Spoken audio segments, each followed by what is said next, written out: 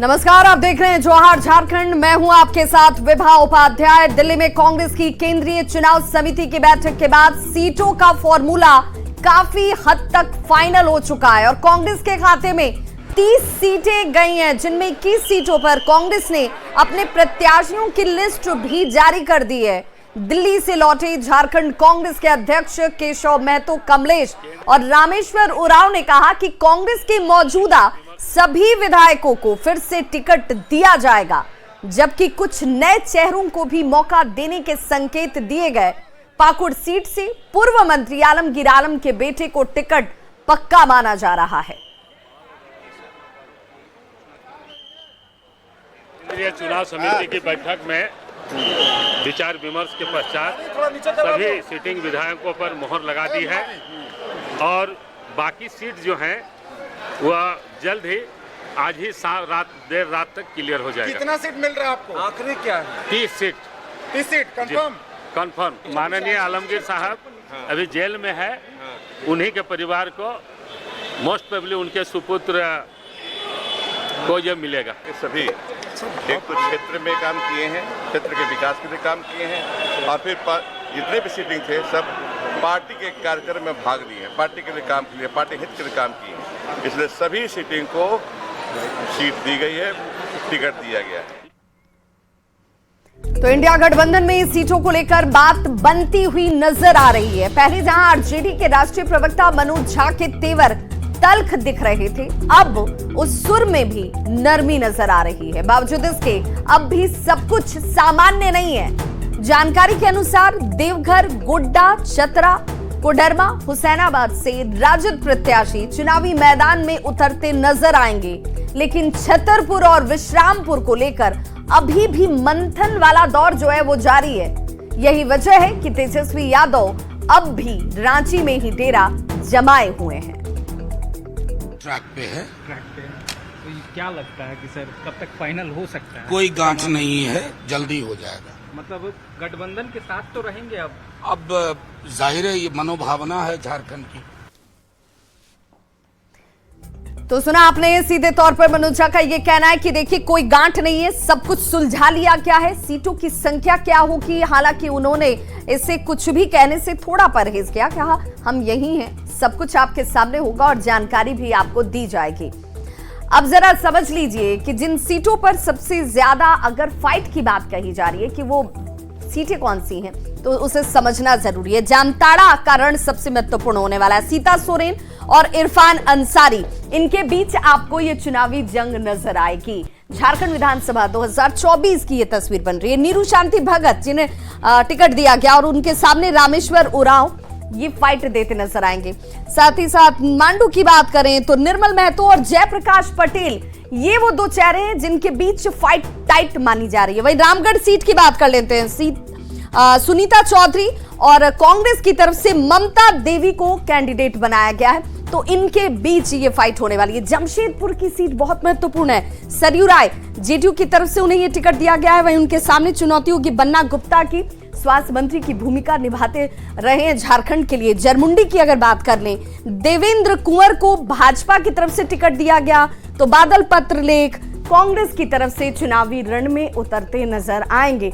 तो ये पोड़ायाहाट की बात कर लेते हैं। पोड़ायाहाट में प्रदीप यादव के सामने देवेंद्र नाथ सिंह बीजेपी के कैंडिडेट हैं, उन्हें चुनावी मैदान में उतारा गया है और ये वो चेहरे हैं जिन पर पार्टी ने अपनी तरफ से भरोसा जताया है। जनता कितना भरोसा जताती है ये देखना बहुत महत्वपूर्ण रहने वाला है। इसके अलावा कुछ और भी सीटों की बात हम कर लेते हैं। महंगामा के रण की बात करें, दीपिका पांडे सिंह, जिनको टिकट कांग्रेस की तरफ से मिला, और उनके सामने अशोक कुमार भगत बीजेपी के कैंडिडेट जो वो हैं। बड़का गांव, यहाँ का रण भी बहुत महत्वपूर्ण है। रोशन लाल चौधरी, भाजपा ने कहा कि भाई बहुत कद्दावर हमारे पास लीडर हैं। अंबा प्रसाद, युवा चेहरा, उनके सामने चुनौती पेश करती नजर आएंगी। हजारीबाग सीट, यहाँ पर प्रदीप प्रसाद, बीजेपी की तरफ से टिकट इनका पक्का, तो मुन्ना सिंह उनके सामने कांग्रेस की तरफ से चुनावी मैदान में उतरे हैं। बेरमो के रण की बात करें तो रविंद्र पांडे बीजेपी के टिकट पर चुनावी मैदान में है, उनके सामने जयमंगल सिंह को टिकट दिया गया। और ऐसे में झरिया की अगर बात करें तो झरिया में कई सारे चेहरे आपने देखे होंगे, लेकिन रागिनी सिंह टिकट लेने में सफल रही। पूर्णिमा नीरज सिंह, यानी कि दो कद्दावर महिला जो नेता हैं, युवा चेहरे जो हैं, उनके बीच फाइट होगी। बाघमारा में भी बहुत महत्वपूर्ण है इस बार का ये चुनाव। शत्रुघ्न महतो बीजेपी की तरफ से, तो उनके सामने जलेश्वर महतो को यहां कास्ट वाली पॉलिटिक्स को भी साधने का प्रयास किया गया। जमशेदपुर पूर्वी की बात करते हैं। जमशेदपुर पूर्वी से पूर्णिमा दास साहू बीजेपी के चुनावी टिकट पर रण में हैं, तो डॉक्टर अजय कुमार उनके सामने चुनौती पेश करते हुए दिखेंगे आपको कांग्रेस की तरफ से। तो ये वो चेहरे हैं। और जगन्नाथपुर की बात कर लेते हैं। जगन्नाथपुर से गीता कोड़ा, जिन्होंने कहा कि भाई बड़ा आभार है, मुझ पर भरोसा जताया गया। सोनाराम सिंकू उनके सामने कांग्रेस के कैंडिडेट चुनावी मैदान में उनके सामने दिख रहे हैं। और खीजरी के रण की बात करें तो खीजरी में रामकुमार पाहन बीजेपी की तरफ से, तो राजेश कश्यप जो हैं वो सामने उनके चुनावी मैदान में। हटिया का रण, हटिया में कौन है तो नवीन जायसवाल, एक अच्छी खासी पकड़ इनकी हमेशा से रही है। अजयनाथ शाहदेव उनके सामने चुनौती पेश करते हुए दिखेंगे। मांडर की सीट की बात कर लेते हैं। मांडर में सन्नी टोप्पो जो कि बीजेपी की तरफ से इस बार टिकट ले रहे हैं। शिल्पी नेहा तिर्की जो है, शिल्पी नेहा तिर्की उनके सामने चुनावी मैदान में कांग्रेस की तरफ से हैं। सिमडेगा का रण, और यहां पर कौन किसके सामने तो श्रद्धानंद बेसरा बीजेपी के कैंडिडेट, इस बार इन्हें टिकट फिर से मिला। भूषण बाड़ा कांग्रेस की तरफ से जो सीटिंग जितने भी विधायक पहले थे वो इस बार भी टिकट लेने में सफल रहे। सुजान जोजो कोलेबिरा से बीजेपी की तरफ से हैं, तो नमन बिस्कल कोंगांडी जो हैं वो कोलेबिरा में कांग्रेस की तरफ से चुनावी रण में उनके सामने दिख रहे हैं। बनिका सीट की बात कर लेते हैं। हरिकृष्ण सिंह, फाइट किसके बीच होगी तो रामचंद्र सिंह कांग्रेस कैंडिडेट। जेएमएम के कैंडिडेट के लिए आपको थोड़ा इंतजार करना होगा, क्योंकि सबकी निगाहें जो हैं वो उन पर टिकी हुई हैं कि लिस्ट जो है वो जैसे ही सामने होगी आपके सामने वो तमाम चेहरे भी होंगे और सीटों के नाम भी होंगे। पूर्व मंत्री राधाकृष्ण किशोर ने एक बार फिर से कांग्रेस से हाथ मिला लिया है। रांची कांग्रेस मुख्यालय में राधाकृष्ण किशोर ने प्रदेश अध्यक्ष और विधायक दल के नेता की मौजूदगी में कांग्रेस की सदस्यता को ग्रहण किया। कांग्रेस में उनके आने के बाद अब चर्चा इस बात की है कि वो छतरपुर से कांग्रेस के प्रत्याशी हो सकते हैं, जिसके संकेत भी दिए गए हैं। हम लोग के यहाँ एक उपमा है, सुबह का भूला यदि शाम को घर लौटता है तो उसे भूला हुआ नहीं कहते। मैं इस उपमा में अपनी बात जोड़ना चाहता हूं कि मैं भूला हुआ नहीं था। राजनीतिक समीकरण इस प्रकार की थी कि जिस कॉन्स्टिट्यूएंसी छतरपुर को मैंने नर्स किया था, उग्रवाद प्रभावित वो क्षेत्र रहा है, अभी भी है। मैंने जिस तरह से सामाजिक आर्थिक विकास की बातें की थी, लेकिन दुर्भाग्य की बात यह रही कि वो गठबंधन में दूसरे राजनीतिक दल को चला गया, तो मुझे एक निर्णय, राजनीतिक निर्णय लेना पड़ा था चुनाव में सफलता के लिए। और मैं ये मानता हूं कि ये हमारे साथ रहकर हमें इनरीच करेंगे अपने ज्ञान से, अपने नॉलेज से। बहुत आभार व्यक्त करते हैं, बहुत बहुत स्वागत करते हैं, अभिनंदन करते हैं। और निश्चित रूप से इनके आने से हमारे कांग्रेस पार्टी को मजबूती मिलेगी। तो बीजेपी में टिकट बंटवारे के बाद नाराज कई नेताओं ने पार्टी का दामन छोड़ दिया, उनका साथ छोड़ दिया, जिसे लेकर जब असम के सीएम और झारखंड बीजेपी के सह चुनाव प्रभारी हेमंत बिस्वा शर्मा से सवाल पूछे गए तो उल्टे उन्होंने जेएमएम पर ही तंज कसा और कहा कि सत्ताधारी पार्टी होते हुए भी जेएमएम के पास प्रत्याशियों की कमी है। जेएमएम को अगर और प्रत्याशी चाहिए तो बीजेपी और भी प्रत्याशी दे देगी। जेएमएम रूलिंग पार्टी है। जेएमएम को हमारा लोगों का अपेक्षा था टिकट देने के लिए, उनका पास कैंडिडेट ही नहीं था। ये तो मेरा आज तक समझ में नहीं था। कम से कम आज असम में बीजेपी कभी कांग्रेस से लोग लाके टिकट नहीं देगा, इसलिए हमारा प्रत्याशी पहले से तैयार हो गया है 26 के लिए। एक जगह में एक जगह में 2, एक जगह में 3। लेकिन जेएमएम का हमारा प्रत्याशी का जरूरत है अभी भी, वो तो बाकी मेरा तो मालूम नहीं है। डॉक्टर हेमंत सोरेन जी अगर मुझको बताए, मैं 10 पास और भेज दूंगा। अगर उनको आज भी कुछ प्रत्याशी का जरूरत है, हमें बताए, हम आपको दे दूंगा। मेरा तो मालूम ही नहीं था आपका पास प्रत्याशी ही नहीं था। तो हेमंत बिश्व शर्मा को आप सुन रहे थे, जो तंज कसते नजर आए झारखंड मुक्ति मोर्चा पर। और इस बीच लुइस मरांडी ने जेएमएम का दामन थामा, आशीर्वाद लिया। शिबू सोरेन से मिलने के लिए उनके आवास पर पहुंची और उनसे आशीर्वाद लेती नजर आई। डॉक्टर लुइस मरांडी ने आशीर्वाद लिया और शिबू सोरेन से आशीर्वाद लेने के बाद आपको बताते चलें कि जेएमएम में कल ही वो शामिल हो गई थी लुइस मरांडी। देखिए, और ये तस्वीरें भी इस वक्त आपके टीवी स्क्रीन पर जब आशीर्वाद लेती वो दिख रही हैं शिबू सोरेन से। दुमका से टिकट नहीं मिलने पर बीजेपी का साथ इन्होंने छोड़ दिया।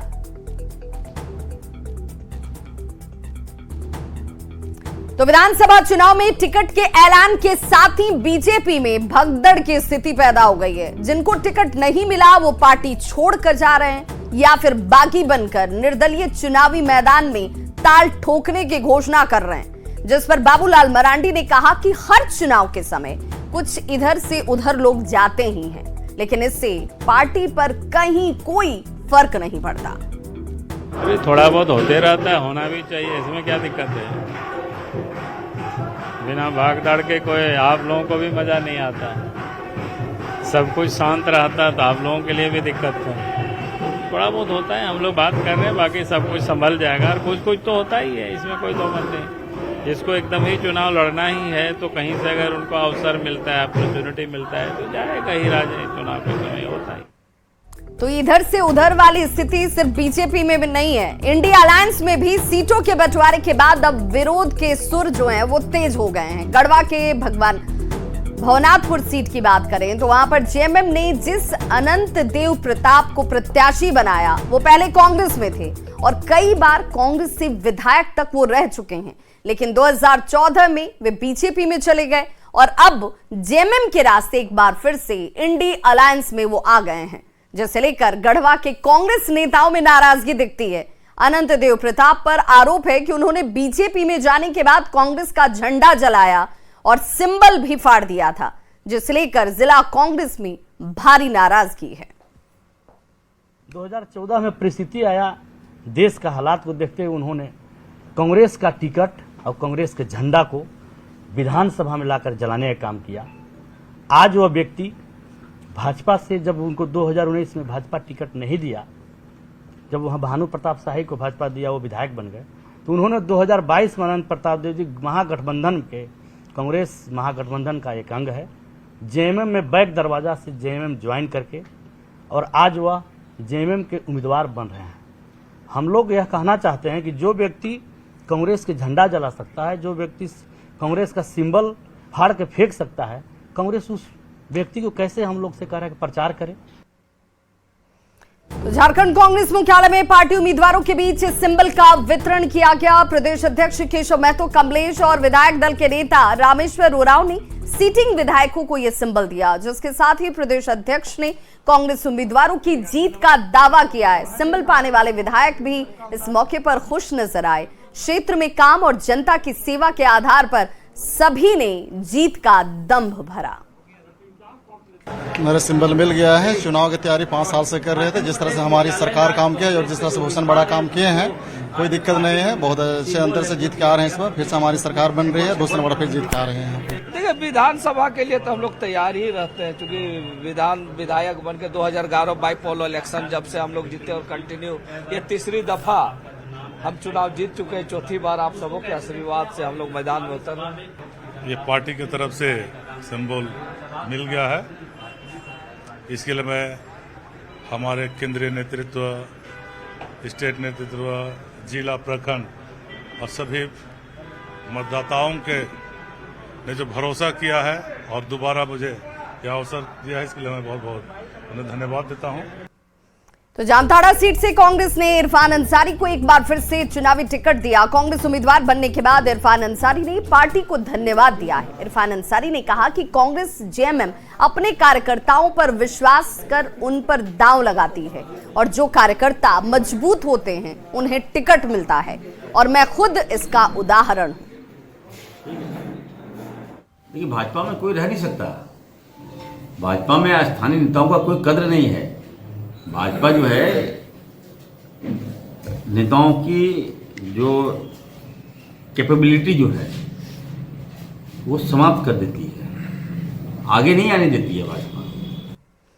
तो झारखंड में चुनावी नैया पार लगाने के लिए बीजेपी अब नुक्कड़ नाटक का भी सहारा ले रही है। बीजेपी ने एक एक विधानसभा क्षेत्र में नुक्कड़ नाटक के जरिए हेमंत सरकार की नाकामी और केंद्र सरकार की उपलब्धियों को गिनाने के लिए नुक्कड़ नाटक कर प्रचार का माध्यम अपनाया है। लोगों से बीजेपी के लिए वोट देने की वो इसी नुक्कड़ नाटक के जरिए अपील कर रही है। हम लोग 5 साल देखा यहाँ कैसे लोगों को झांसा में लाया जा रहा है, प्लस में आपका जो एग्जाम लिया जा रहा है पेपर लीक हो जा रहा है, लोगों को रोजगार नहीं मिल रहा है। हम लोग एक युवक है, रोजगार चाहते हैं, रोजगार मिला ही नहीं।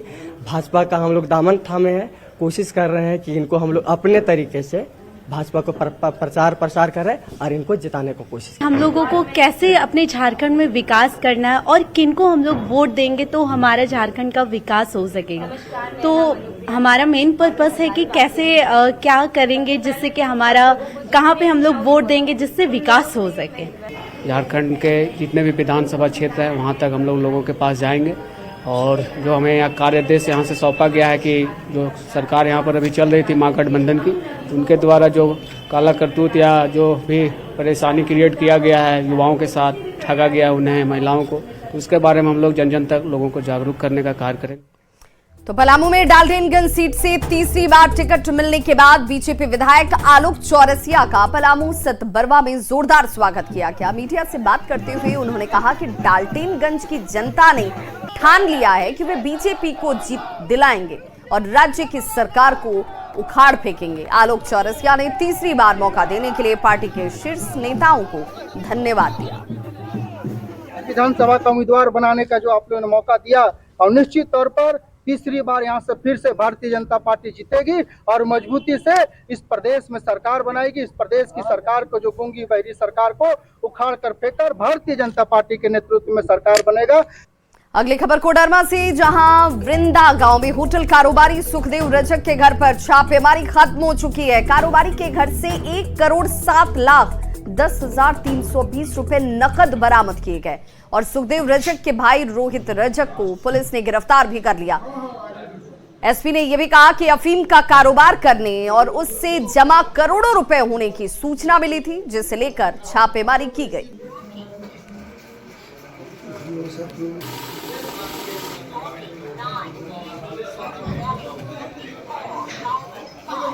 बरामद हुआ है और 1,07,10,320 रुपए जब्त किए गए हैं, बरामद हुए और एक गिरफ्तारी हुई। इस संबंध में FIR दर्ज करके आगे का इन्वेस्टिगेशन किया। क्योंकि उन्होंने तो कई तरह के व्यवसाय बताए हैं तो उनका सत्यापन किया गया। फिर भी मतलब कुछ अगर हम लोग बोले कि उन्होंने बताया कि हमारे होटल भी है, दुकान भी है, कुछ डेयरी का भी काम है। होटल कहाँ बता रहे हैं, वो सब चीजों का हम लोग सत्यापन कर रहे हैं। अगली खबर लोहरदगा से, जहां भंडरा थाना क्षेत्र में भारी मात्रा में शराब ले जा रही गाड़ी पलट गई और इस दौरान आसपास के लोग शराब लूटने में लग गए। जब तक पुलिस की टीम मौके पर पहुंचती तब तक आधे से ज्यादा शराब लूटी जा चुकी थी। पुलिस बची हुई शराब को जब्त कर मामले की जांच में जुटी। तो ये तस्वीर देख लीजिए, ये वो गाड़ी है जो हादसे का शिकार हुई, लेकिन यहां पर लोग शराब और क्या बड़े क्या बच्चे सभी शराब के इस कार्टन को लूटकर भागने में ही व्यस्त नजर आए। पुलिस की टीम जब तक पहुंचती तब तक आधे से ज्यादा शराब लूटी जा चुकी थी। देखिए, राह से गुजरने वाली, चाहे वो बाइक हो या कार हो या फिर स्थानीय स्तर पर लोग हो, सब के सब शराब की बोतलों को लूटने में लगे नजर आए। गढ़वा की विलासपुर चेकपोस्ट पर पुलिस ने 2 बोलेरो से 2000 पाउच विदेशी शराब को जब्त किया। पुलिस अधीक्षक को सूचना मिली थी। अनुमंडल पुलिस पदाधिकारी के नेतृत्व में छापेमारी के लिए टीम बनाई गई। भागने की कोशिश कर रहे 3 तस्करों को पुलिस ने यहां पकड़ लिया। बताया जाता है कि गाड़ी की छत को मॉडिफाइड कर शराब छुपाकर रखी गई थी, जिसे जब्त किया गया।